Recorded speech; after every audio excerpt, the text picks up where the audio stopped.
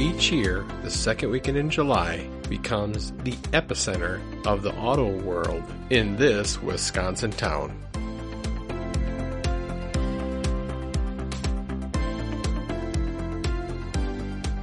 Hello again, and welcome back to another episode of Wisconsin's Outdoor Explorer. I hope you are having a great day, and it is great to be back with a regular episode. I know summer is in full swing, and things are moving right along as we get close to August and get past this halfway mark of summer and summer vacation. And so far things have been great. It's been a busy summer, but it's been a summer that I've been taking full advantage of to this point, and I hope you are too. You know, towards the end of 2018, I wrote a blog and recorded a podcast about some things I wanted to accomplish this year with Wisconsin's Outdoor Explorer. You know, there was like little goals that I had put, like snowshoeing. I wanted to try to get to some more state parks. I wanted to do more photography, do some more drone work, and do more videos. And some of those things I've accomplished. Got my snowshoeing adventure in, which was a lot of fun, and I'm looking forward to getting back out this winter and doing that again. There's some things I'm working on. You know, I'm still trying to figure out how YouTube kind of incorporates into everything that I'm doing right now, and trying to post some videos there and trying to get better at that.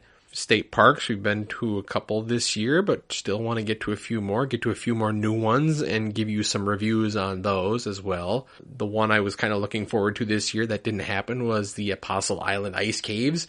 Those are going to have to wait till next year, hopefully. The ice caves are kind of a funny thing because it's kind of a good and bad deal. It's got to be really cold for a long time for those to go into effect.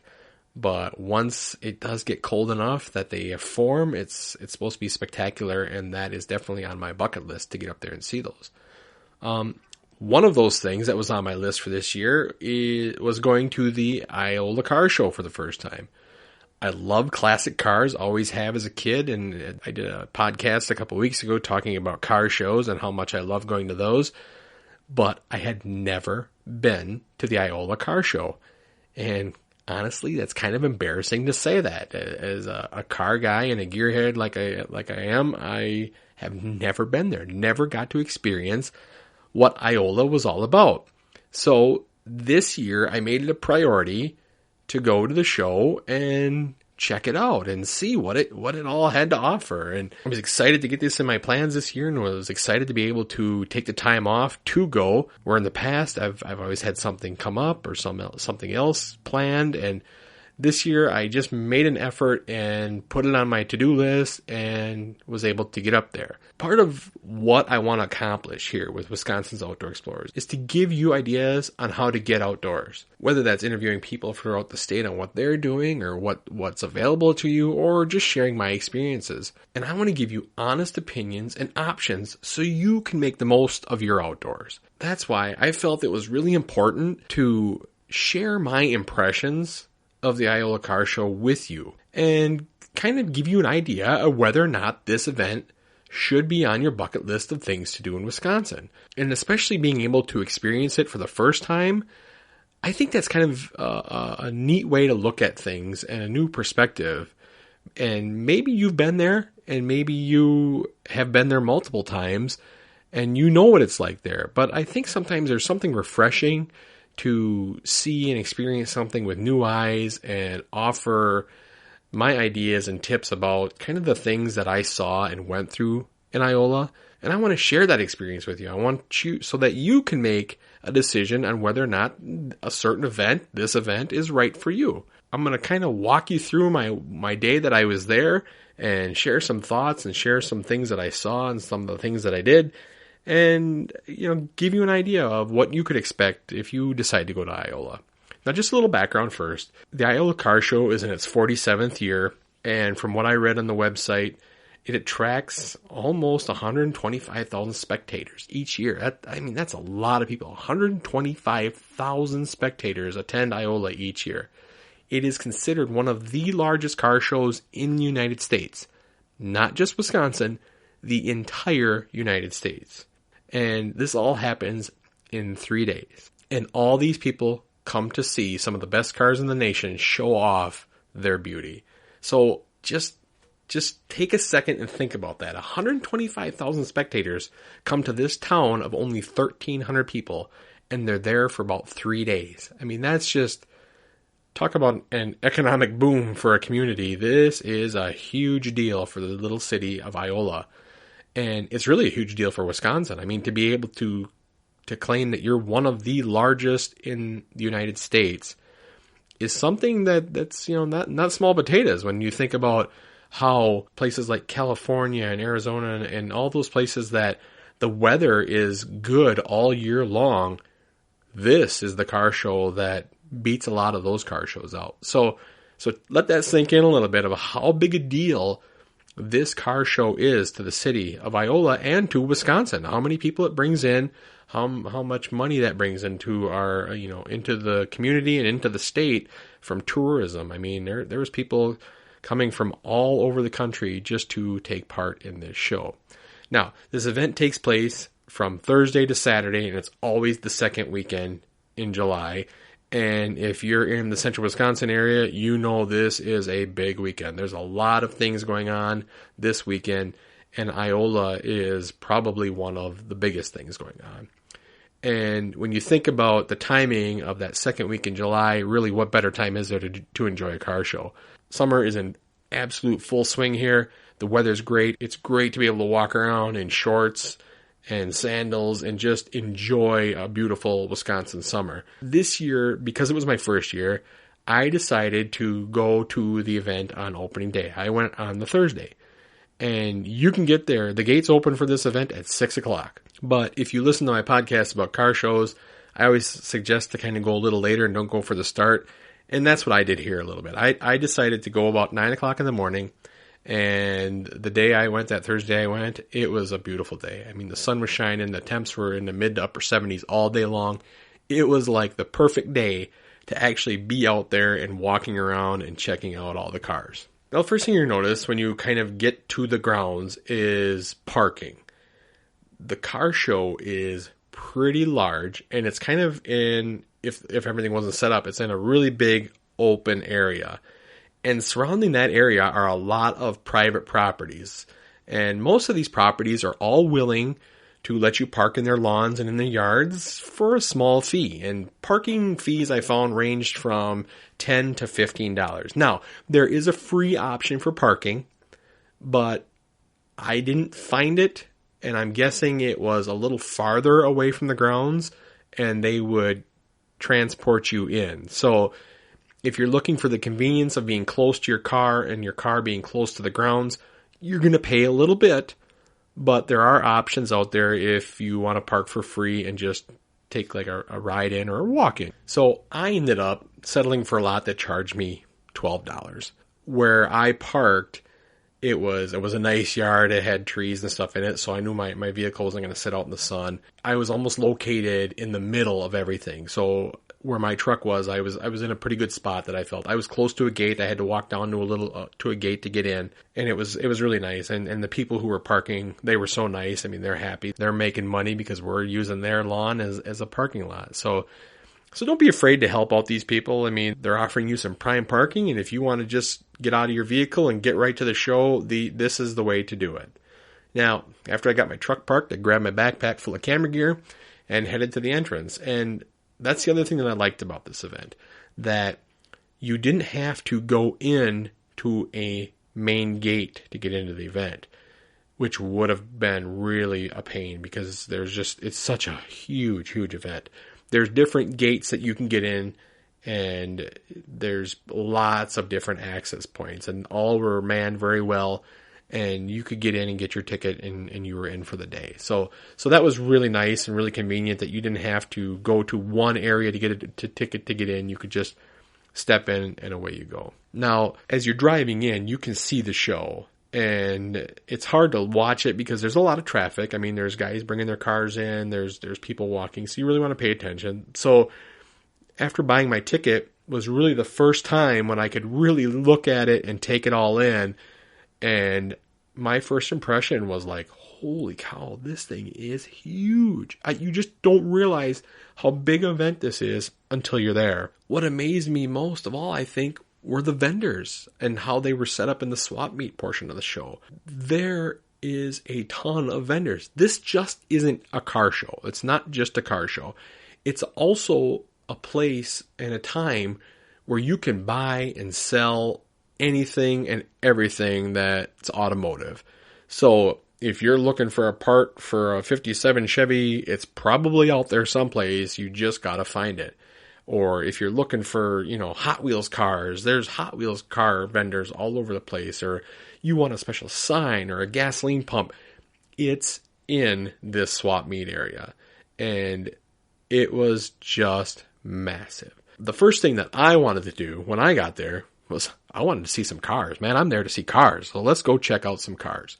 So the first area I went to was a big open lot that spectators can bring their cars in for the day, which I thought was kind of cool. You're thinking an event like this has probably got a lot of cars already staged up, but they leave an area open that if you have a classic car or a show car, you can bring it in, park it in their grounds for the day, and people can walk around and look at your car as you're walking around looking at everybody else's. So it was kind of neat because it's an area, when you think about it, that probably changes every day. If some of these people don't come every day to the show and other people bring their cars, if you go all 3 days, you're probably going to see different cars in there each and every day.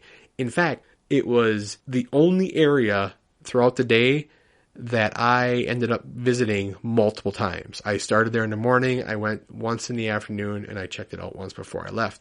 And each time there were more cars in there. There was some that left. There was new ones where those left. But there was always more that got added. So it's kind of a neat place that you'll definitely, if you go, you don't just check that area out once. It's an area that you're going to walk through a couple times during the day and see what's new from the last time you were in there.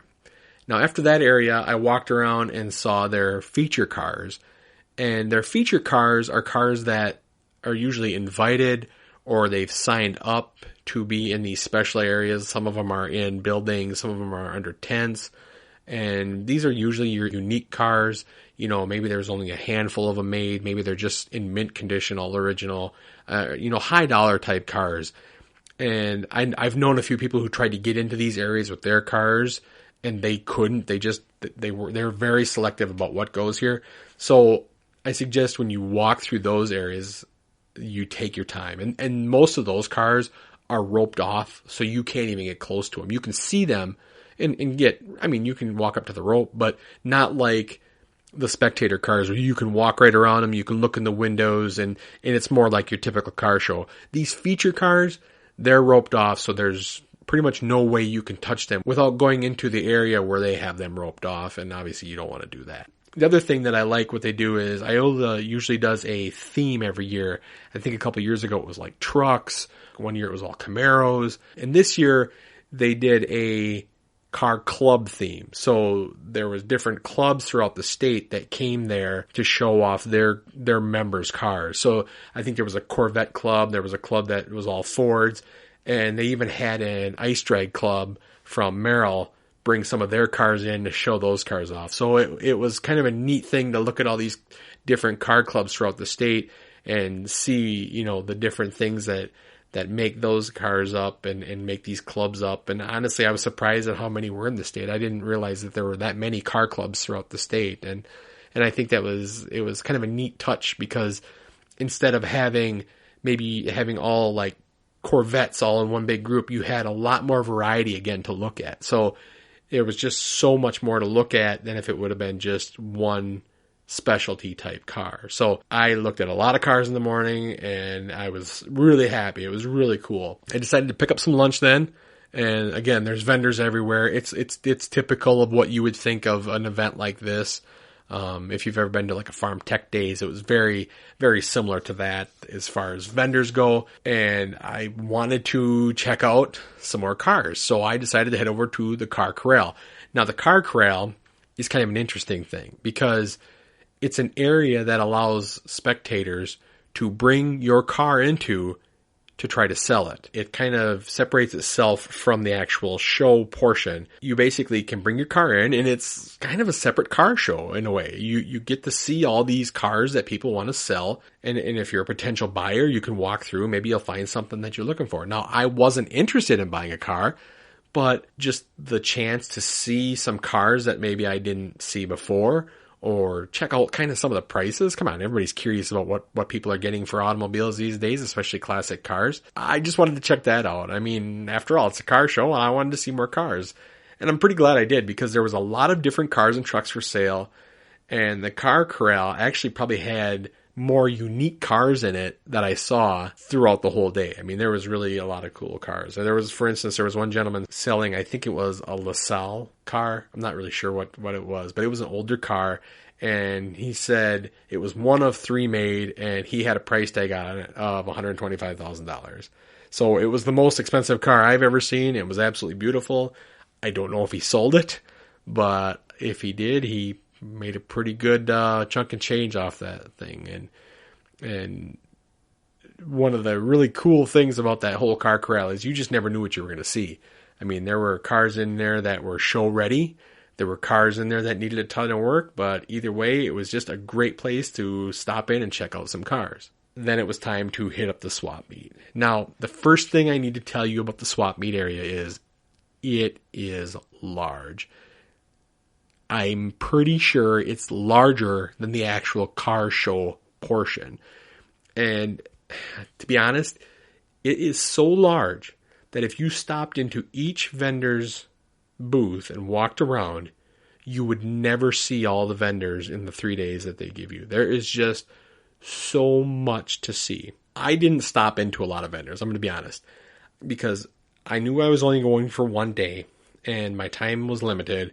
So I just kind of wanted to get that kind of quick Iola experience and just see as much as I could without really getting into too many of those vendor areas and going. I mean, honestly, I didn't need anything from them, so there was really no point in me going through and searching and doing all that stuff. So I kind of took that walk around approach. I walked up and down a few rows and jogged my way over to this area, and if I saw something that interested me, I stopped and checked it out. But there's just so much to see, and it's just truly amazing. You know, like I said earlier, you can buy things from car parts, oil cans, signs. I mean, if it dealt with cars, it was somewhere in that car swap area. You just had to try to find it. I'm sure if I would have dove into it a little bit more, there was probably areas where I could have researched it and said, okay, yeah, I know this area has probably got these kind of parts and these kind of parts, but it's just an impressive area. And I don't think I've ever seen that many vendors in one area. It was almost overwhelming how much stuff there really was there and how much stuff there was there for selling.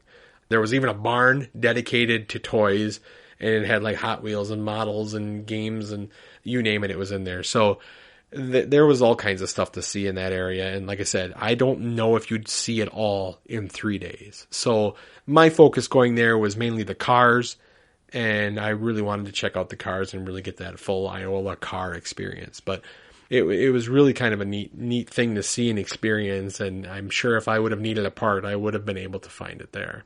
But before I left, I did one more walk around in the spectator car area, saw another probably 40 or 60 cars that had come in since the time that I was in there last. And I was satisfied with the day, and I went home. I didn't spend all day there. I could have spent more time there. There were other activities that went on after I left. I think there was a car parade that they had. But to be honest, I enjoy getting up close and personal with the cars and really looking them over. So to me, the car parade wasn't really a big disappointment in me missing that. There is more things to do if you go on Friday or Saturday. There would have been some opportunities to meet some personalities. For those of you that are, that grew up in the 80s or remember the show Dukes of Hazzard, Catherine Bach, who played Daisy Duke, she was there for the weekend. So there are other personalities there and celebrities there and automotive industry professionals that are there, but that didn't interest me. I mean, if they would have been there when I was there, that'd have been cool to see. But honestly, I really wanted my first experience to be about the cars and really get to the basics of what Iola is about. And, maybe next time I go, I'll try to make an effort to see some more of that type of stuff. But I was really just interested in getting to the bare bones of seeing the cars and experiencing the swap meet and just seeing what most people have told me about Iola for myself for the first time. So I gotta admit, I had a great day of really checking everything out and checking out all the cars. And if I was going to give you some advice, I would say you need to put this on your list of things to see. Even if you have little interest in cars, just the whole spectacle that is Iola is very impressive. To have this many people gather in such a small town warrants at least one visit from every Wisconsinite. I mean, you need to say you've been to Iola. And you need to say that you've been part of this Wisconsin tradition that people from all over the United States come to see. It's that impressive. It's that important to our state. And really, you need to check it out at least once in your life. But I'm going to tell you, you need to be advised that you won't see everything in one day. You can't even try. I'm telling you, you can't even try to see it in one day. And you need to wear comfortable shoes. It's a lot of walking. I mean, it's a lot of walking. And I knew it was going to be, so I was prepared for that.